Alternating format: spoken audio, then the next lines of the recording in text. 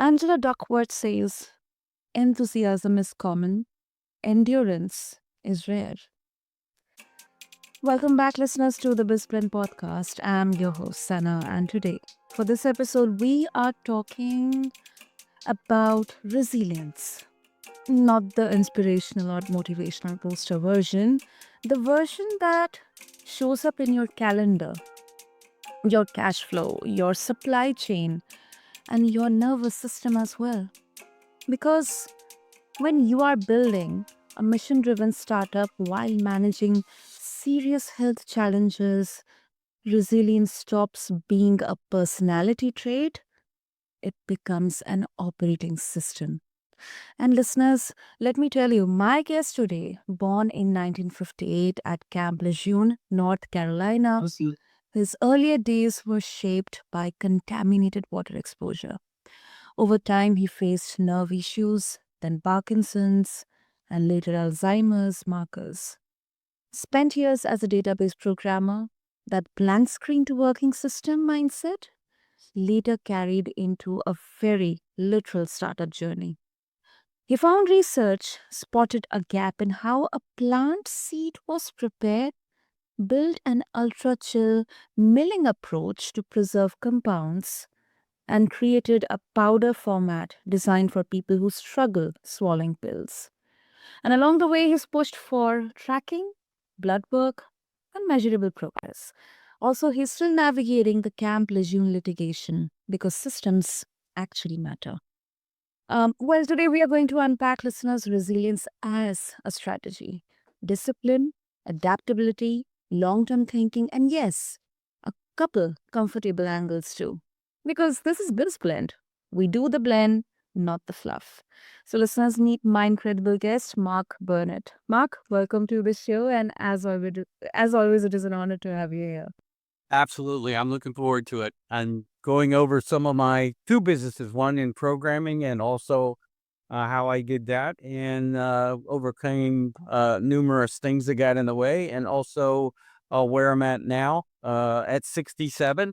Back in business, I'm supposed to be retired, but that doesn't stop you when you're an entrepreneur.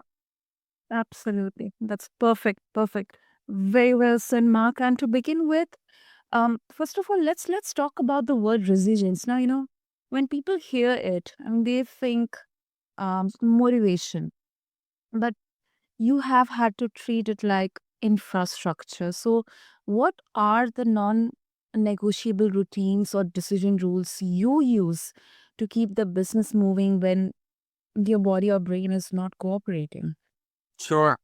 Well, I think for me, for working on the My Brain Restore, which is at mybrainrestore.com, working on that website, I spent 6 months studying the product I wanted to use and doing the research, if that product would work, and studying a Japanese research out there and applying that research to taking the product myself first.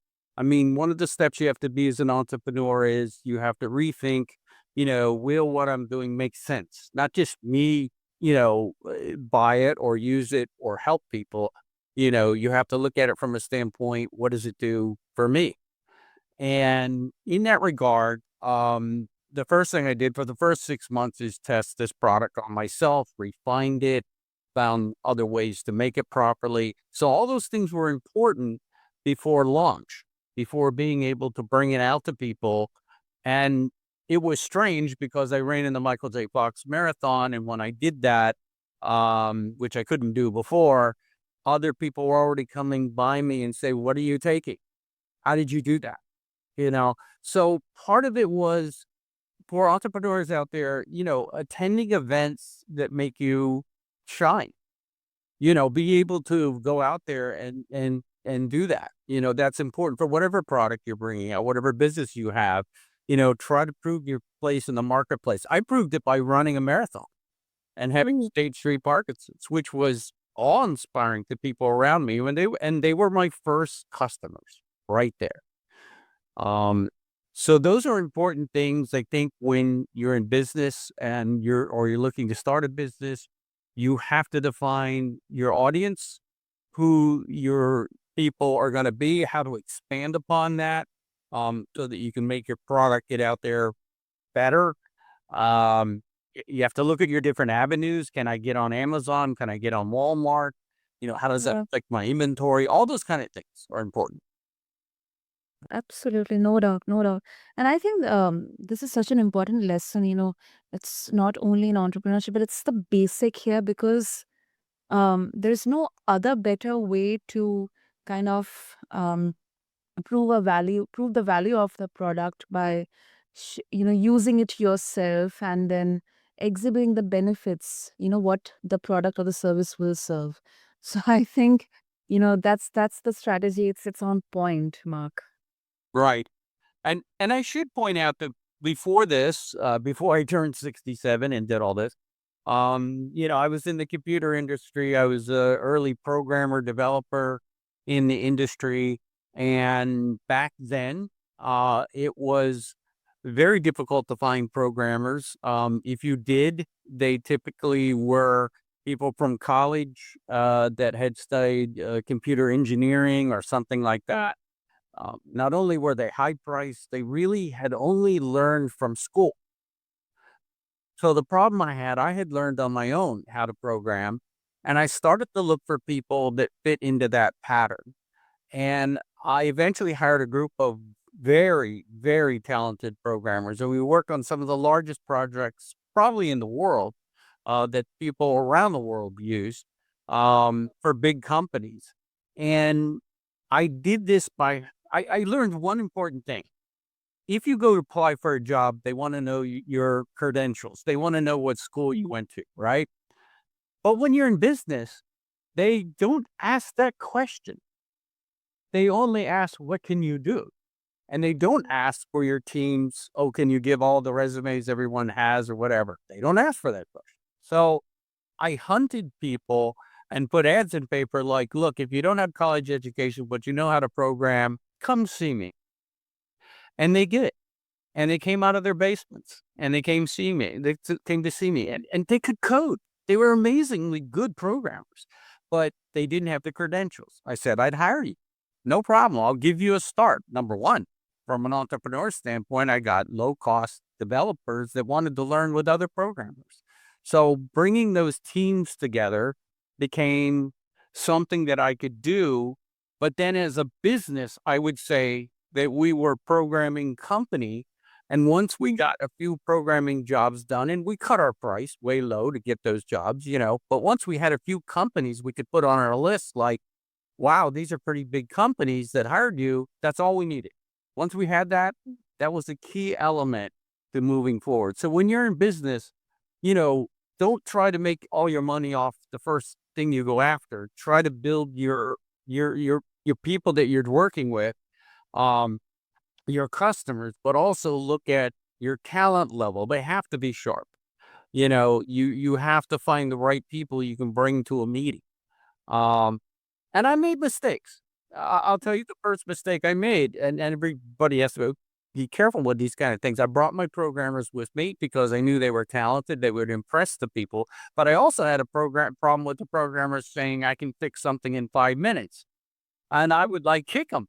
I'd like shut up. Well, yeah, first of all, I know you're not gonna fix it in 5 minutes, and we charge by the hour. Yeah. So, that doesn't cover your paycheck. It doesn't cover the coffee. So part of it was teaching my programmers, to be quiet. Let me run the sale. You say, yes, that can be done. Let me deal with the timing of it. Let me find out what the customer is willing to pay. Because we were in a unique environment where there wasn't a set price. It was what the customer assumed was what it was going to cost them. And surprisingly, that number could be quite large, much larger than we have even anticipated. So I had a habit of saying, once they felt comfortable with us, what's your budget? I didn't know price. I just said, what's your budget? I want to make sure you don't go over your budget. And sometimes that customer would say, well, you know, I'm thinking in my head $20,000 to do this project. They're thinking in their head 100,000. So they're saying, well, we don't really want to go over 100,000. I said, I think we can keep it around maybe 90. Would that work for you guys? I don't look out of there going, geez, I just made a ton of money on a file that was $20,000 project. So when you're doing that, especially in an environment like programming, the perception is different. So this could work in construction or other elements, or maybe a new product that you have. What, Mr. Customer, what are you looking at? And don't sell yourself short. Look, I've always been told, don't leave money on the table. Okay. That. It was great advice, right? But Yep. it took me a while, and I went through a couple mistakes, in doing so. The other mistake we made, or I made, we took an ad out. Once we got going, we took an ad out in a paper, the Washington Post, huge, enormous paper in the Washington, D.C. area. Uh, Paid like $1,000 every time we put an ad in. We put everything we did. We put all this stuff. Didn't get a call. Nothing at all. I mean, no one called us. No one bothered. We ran it for a couple months. I'm spending money. And I'm like, this isn't working. So I told the Washington Post, I said, guys, I want you to change the ad, make it smaller, and I want you to say expert programmers and our phone number. No company name, and don't even tell anybody what we do. I got the worst feedback ever from the Washington Post saying that will not work. It's a horrible waste of your money. It's stupid, blah, blah. Okay. I put the ad in. The phone started ringing. And what was interesting was I got the most nastiest, orneriest people that you can imagine from big companies and big organizations in Washington, D.C. You literally say, you think you guys are expert programmers? And we said, I would always say, yes. What's your problem? And then they go into this, say, well, we've had multiple people come here. No one's been able to fix it. I said, you haven't had us come there. I'll tell you what, I'll bring my team. We'll come down free. You show us the problem. We'll tell you what we can do.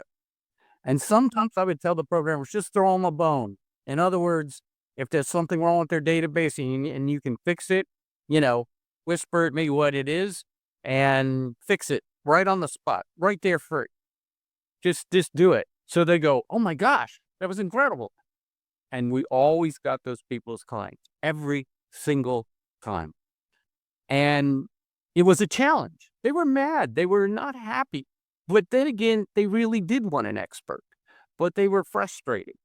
And we knew we could do it. So sometimes you have to, again, think out of the box. How do I get out there? Even if it makes the customers mad at you, who cares? If they're happy with you in the end, that's all that matters. So, that's some really good advice I can tell people. And then every product's different. But if you build something and it's pretty cool and it, maybe you need to give them, 10 days with it or something, or say, try it out. It gives you feedback, but if they like it and don't want to give it back to you, you got to say it. So once you start doing that, then the word of mouth gets out. You start building customer base. And we'd always post our customer base on our website. We'd always put it up there, and they were big players. And once we got to that point, no one ever asked us questions anymore. That was it. Once we had the International Monetary Fund, America Online, the Pentagon, those were our customers that we put on a list that were enormous. Toyota Motor Company to us and said, we need to build something that's never been built before, but you guys seem pretty hot. And that's all we needed. And then we took advantage of, the trade magazines. We made sure we were in them. We went to the shows. We didn't spend a lot of money, but we'd make sure people wrote articles about us. And that's free publicity. And as long as you can withstand, they might say bad things about you, but we were fortunate we didn't get that. You got to do that. And all those things that we did was more about having a quality product and programming that we did, delivering on time, working with the customers. attack the small problems first so you can show them things and then move forward. That works for every company, I think, out there. I do agree. I do. I mean, what a story. What a journey in there, now. I mean, it's business 101. And um, it's not even a clickbait marketing, but it's actually expert programmers. And yeah, I mean, uh, what do you think? How would that pan out in today's day and age, Mark? Yes. Yeah, I think it pans out even now. Now, of course, we have AI involved in a lot, but we have to understand too, from a business standpoint. In my opinion, I went through the dot-com bubble burst, which was essentially when companies were extremely overvalued, and ours was too, and many others that wanted to buy us at that time. We were offered $34 million for our company. Um, and it was, unfortunately, it was one of the groups that got caught up in a dot-com bubble burst, because what happened was companies were forming that really didn't have a product, but they were valuations were like $2 billion on the stock market. Uh, and they were running around trying to buy companies because they didn't have products. And this was, I think we're seeing a parallel in the AI market where, Okay. yeah, where companies are sprouting up all over, huge amount of money's being poured into them, but in the end that only a few are going to do it right and survive, and that other AI companies are going to get thrown by the side. I've looked at some that do a lot of advertising on TV, use their product and going, "Wow, this is terrible." I don't know how you don't have a product. You have so much investment enthusiasm, it misses the point. You know, does the product actually work, or do these people have something that really functions? So we're seeing all these data centers and everything else be built. We're seeing energy bills go up. We're seeing everyone get involved. Well, what we can recognize from that is that there's going to be a huge fallout.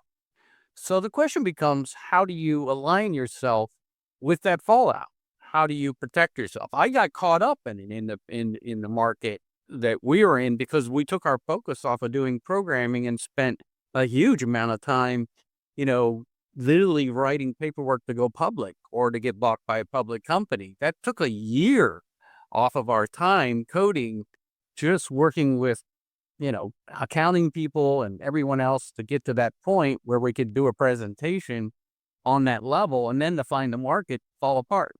I think that's going to be duplicated in AI. Now, I say that, but I do believe that one thing that Mark Cuban, I believe, said, is Shark Tank multi-billionaire, owns the Mavericks.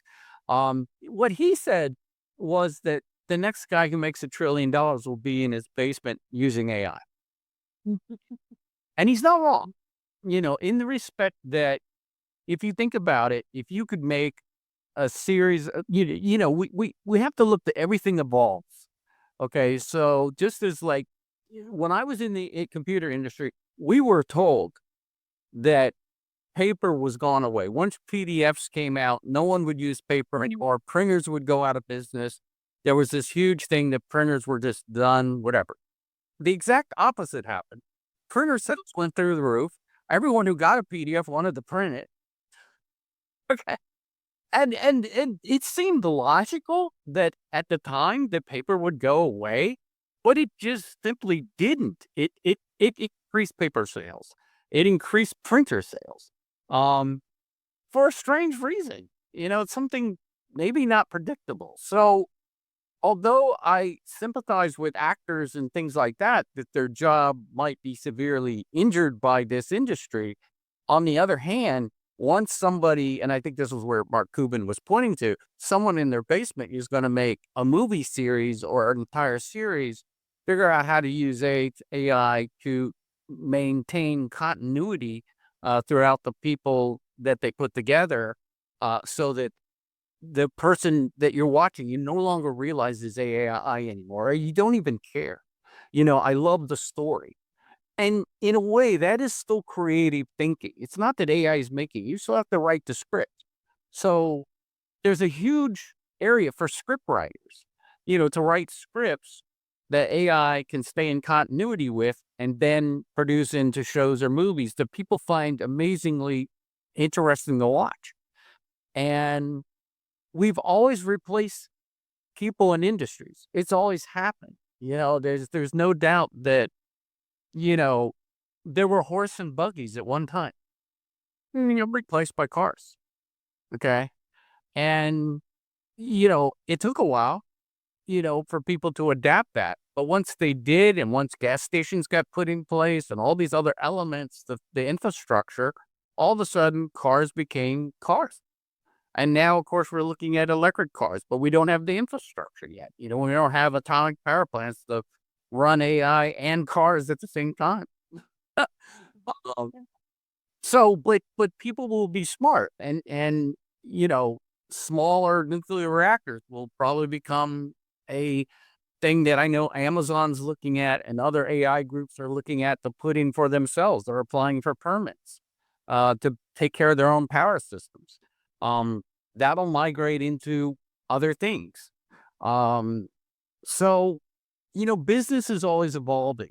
What is space technology and things we can make there? Um, I think these will all come down to other people finding other ways to use this.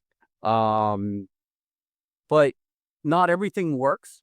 I mean, honestly, 80% of the businesses get started fail, but you have to ask, why did they fail? And I've had businesses that fail. I've started businesses that I thought made sense, but sometimes they're way ahead of their time, way ahead of their time. And so you have to introduce at the right market time, and that's hard to figure out sometimes. But, for me, with the My Brain Restore, because I'm working with Parkinson's, Alzheimer's, and dementia people that don't have an alternative. And in the US, at least, we're looking at increases in medical costs that are skyrocketing. Insurance, they're expecting just in the next 30 days for the average person, you can imagine this, to their payments going up by $700 to $2,000 for a family of like four. $2,000 a month. Who can afford that? No.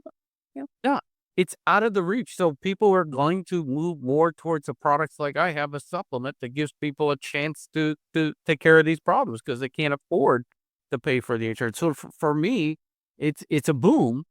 But I didn't expect that to happen, but it is happening. So I have to gear my product accordingly. Absolutely. Absolutely. Um, and Mark, and then the interest of time, before we wrap up, Yeah. um, like you are still in the um, like it's a bit of a different question, but I think it's also a very important part of your journey here. Like you are still in the camp lejeune litigation. You have lived the consequence of a broken system. So, is resilience sometimes code for individuals surviving what institutions should have prevented? Yeah. No, you're right. I mean, Camp Lejeune was a lot of cover up. I mean, obviously, they didn't really want to get that out. There were multiple people who ran Camp Lejeune that came out with, papers and saying, oh, none of this was a problem. But the weird part about it is that the government's own safety security system, I should say safety system, just went out and did the surveys to Camp Lejeune and found the contaminated water, found how it was contaminated. And it's kind of interesting because now in the legal cases going on, the government is trying to say that their own agency that went out and did all the work shouldn't be used as part of the court case. Wow. Well, yeah. Like, are you kidding? You're the guys figuring it out. Um, but as of today, this has been going on for 20 years. As of today, not one case have made it to a court yet. So, unfortunately, people are dying from these diseases. Parkinson's is huge. It's hard to hold on. A lot of people are frustrated. Yesterday, I was in a conference call with 900 other people. They're all involved in the litigation. And there are 409,000 in litigation right now with the government. Um, Bloomberg Law believes the payout should be around 21 billion. So, and it is absolutely huge. You can understand why the government doesn't want to pay it. Oh, oh, I know. Yeah. It's a long battle uphill. However, I mean, this really matters, because resilience is never ever, a way to normalize harm. I mean, sometimes, kind of the assumed resilience of the people is taken as, a way to hide or avoid accountability. And I think the goal is not to become superhuman, but the goal is to build better systems, whether it's in business or healthcare or in policy. Otherwise, we are just applauding survival while ignoring the fire. Yes. No, I agree. And I think the United States right now, under the current administration, unfortunately, is dismantling a lot of those components that help keep us safe, and I think the United States is going to see a lot of issues there going forward, and its effect worldwide. Um, However, maybe that opens the door for entrepreneurs to fill those gaps. So you got to realize, just because one group fails and stops doing something that was normal, it does mean that other entrepreneurs should be looking at, well, how do I fill that gap? How do I maybe create a nonprofit that could help people in different countries and starving children and people that need these kind of things? These are things, Bill Gates does and things like that. But it doesn't mean that other entrepreneurs couldn't get involved on a grassroots level. So, there's lots of things out there. I mean, every change creates another change. And in business, you always have to think about that. How do I fit into this area? So to the people listening out there trying to start businesses and trying to think of things, think about that, but realize all of us entrepreneurs start 10 businesses and 2 make it. you know, um, and sometimes you're just way ahead of yourself, and that's what happens, or the competition knocks you out the door. So those are all things you have to consider when you're building business. Expect the unexpected and expect that you might not make it. But if you use that in your head, then it'll help you do a better job. Absolutely. Absolutely. Wonderful. And before we close this conversation, if listeners they would like to connect with you, whether it's to explore more around the work that you're doing around Parkinson's and Alzheimer's, and maybe for more wisdom in business and entrepreneurship, what would be the best way to connect? The best way to connect is to go to mybrainrestore.com. You can read everything about the product and myself, my journey. A matter of fact, we just put up a new book, the 2026 book about myself and my journey. If your group goes up there and to the website and click on the FAQ, underneath it is free PDF. If you click on that, you'll see the 2026 book PDF version. You can download that for free. There's no charge. I give that away. Okay. And that's one thing they can do if they need the product and things like that, or almost everyone knows somebody with those kind of neurological issues. They can use the ebook 10 code, which is in the book, and they can get a 10% discount on an order. And we just started international shipping. So we got our first international shipping as of a couple of days ago. We're trying to figure it all out. So a new venture. Yeah, that's definitely, I think it's a part of scaling and expansion. So yeah. Well, we're getting so many people from other countries asking us, and we're like, "Oh, hold on, we're not set up for that yet." I mean, it's a good problem to have, but you got a learning curve. Yeah. Good problem, Prav. I really love that. And yeah, listeners, I'll have all the links in the show notes. Yeah, and my phone number is there too, by the way. So if they need to call me, my phone it's right there. There's a way they can message me. I mean, everything's there. I'm totally transparent in that way. They can call me up. Super, super. Yep, listeners, I'll have that as well. So just refer to the show notes along with this episode. And I I I believe, today we talked about resilience as a strategy, listeners, not inspiration or not um like fake bravado or guardrails. But it's guardrails, decision rules, long-term thinking, and knowing when discipline becomes rigidity. And Mark, thank you so much, first of all, for sharing your story, your thinking. I mean, this was really, really amazing. Thank you.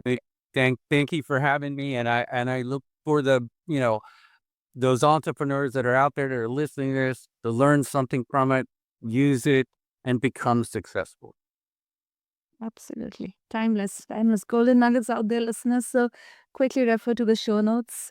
And also, thank you so much for listening. And if you are building while carrying something heavy, I'll leave a reminder here for all of you. You don't need more motivation, you need a better operating system. This is your host, Sana, and I'll catch you on the next episode of BizBlend Podcast. Thank you.